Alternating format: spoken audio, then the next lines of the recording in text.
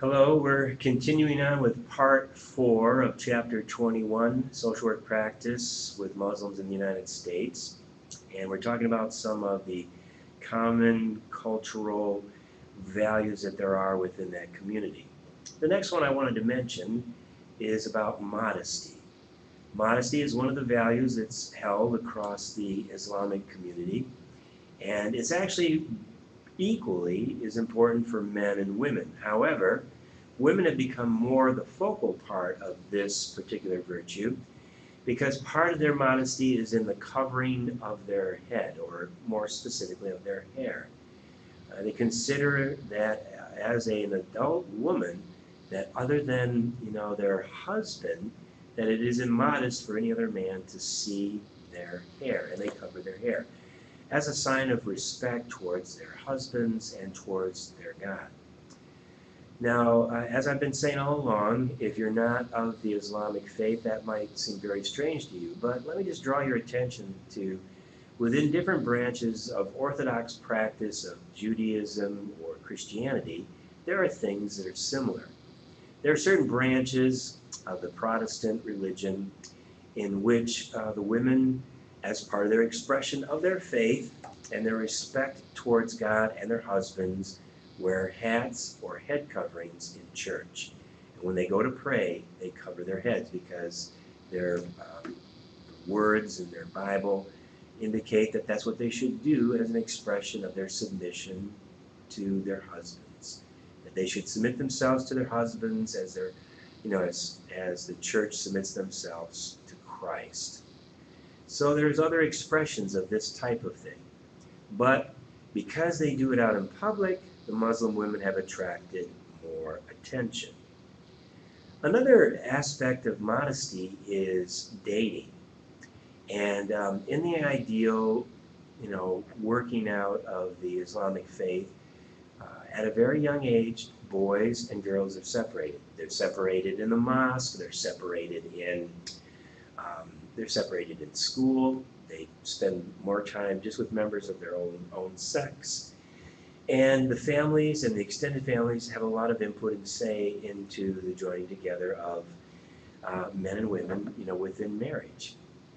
There's a different expression of that. So it can be very challenging of a traditional Muslim family that lives within a secular society about how to work things out like that. So that's something to be aware of. Virtue is another dimension in some ways of modesty, but they believe, the Muslims, that it's the foundation for happiness and the respect for life.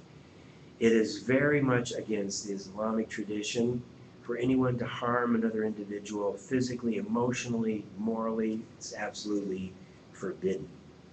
The taking of drugs, violence, but also the sanctity of human life, from conception and to death. So within the Muslim community, as within some Christian, branches of Christianity, abortion would be considered an act of violence or murder. Euthanasia would be considered an act of violence and murder. So the Muslims, believe that things like abortion, euthanasia, those things are forbidden and are not to be done within their community. Sexual activity, a gift that is reserved by God within only marriage relationship. Not an unusual thing within other religions as well. Now, how it's actually practiced can be another matter, but right now we're just talking in the ideal forms. And be sure to read more under each of these as you go through the textbook there. Nutrition is part of their overall cosmology as well. They adhere to the promotion of not only spiritual well-being, but physical well-being also. And many Muslims, they only eat meat that is considered to be halal, meaning to be that it has been dealt with and prepared according to strict Islamic processes and specifications. Some Muslims, in order to be safe, choose to become vegetarian. That's not a requirement, but some do. Here, we have similarities in terms of, like with the Jewish tradition of being kosher and having food properly prepared, certain food properly prepared, and being blessed. There's another table I want to draw your attention to, table 21.2. Here it's pretty good because it lays out on one side the kind of secular discourse, and on the other side the Islamic discourse, and you can see some of the similarities or some of the differences. And there's, it's a good chart to take a look at to get kind of an overall view of the values difference between the secular society and the Muslim society. Now, as I've said before, if we were comparing, the Muslim discourse with certain branches of the Christian one, there wouldn't be as many differences. But we're looking at it as Muslims living within the secular society in the United States. Okay, just a few other things I want to draw your attention to. Within the structure of society, be sure you know the word diaphobia. Diaphobia. Diaphobia is used to describe the animosity that is directed towards a person who has a divine worldview or who believes that God serves as the ultimate reference point for society and for their life. So that's not merely an intolerance, that's animosity. And, that could be for someone who has that, and it's expressed in any religion, but so that word goes not just for that directed towards Muslims, but towards any person who has a divine world view. So, you have someone, someone at work, and at work at the lunch table, they bring up God as being a important factor in their life, and you kind of just stare at them, that's not diaphobia. It just might be you feel like, wow, that's unusual or something like that. Or maybe you admire it that they have that belief and they're not afraid for it to just be part of their regular life. That's not diaphobia. Diaphobia is that animosity, and unfortunately, bad things can come from that.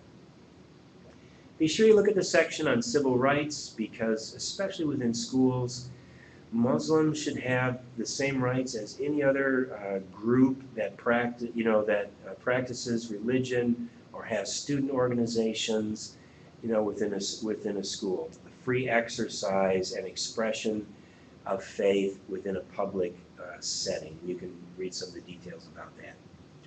The last thing I want to say is about some important Muslim organizations. Probably the most common and maybe the most important Muslim organization is the mosque. That is the focal point of the gathering of people. For Muslims, Friday prayers during midday are kind of the high point of the week, although prayers, of course, are done every day. But at the mosque, it's also can be a cultural center, it can be an educational center, it can be where the Muslim congregation themselves provides social services for their members and maybe others out into the community as well. So that's a central organization that's a part of the community there. The Muslim Student Association began by students in college who, while they were away from their home, away from their towns, away from their families, wanted to support one another in the practice of their faith, formed the Muslim Student Association. They have more than 500 chapters across the United States. It's maybe the biggest student organization in the country. Other organizations, too, have similar things. It may be related to one religion, as often as it is, InterVarsity, Campus Crusade. There's a number of different organizations, Hillel, that are there to help support students during their college years with their faith.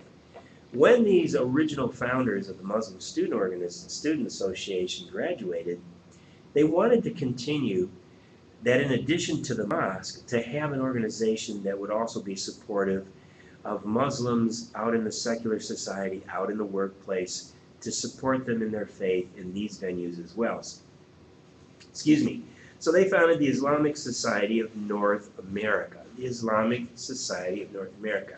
Be sure you know all three of those organizations and the roles that they play within the Islamic community, supporting them there. So in conclusion, we've taken quite a bit of time, but as with any new population, we want to begin to at least get some idea about their beliefs and their practices and how it fits together, so that the key thing is taking this understanding, taking this knowledge, and as you do social work, using this information to inform you how to interact with them as individuals, how to interact with them as a family. When you go into a Muslim's home, how do you greet the wife of the man? How do you interact with the children? All these things are informed by becoming more aware, and not just from reading, but of course from actually interacting with the people themselves and asking. I've found that oftentimes, almost always, people are more than willing. They know that you're not a Muslim. They know if you're not a Jew that you're not a Jew, you're not an American Indian.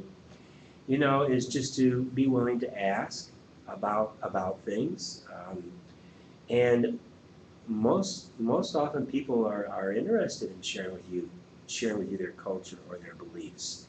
And usually they're pretty gracious about understanding that you are not one of them, but you're wanting to interact with them. And so, and they might as equally be interested in, well, what is your background? What is your family?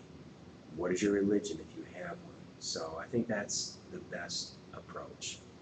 All right, and with this, it's the last part of the video lectures for this chapter.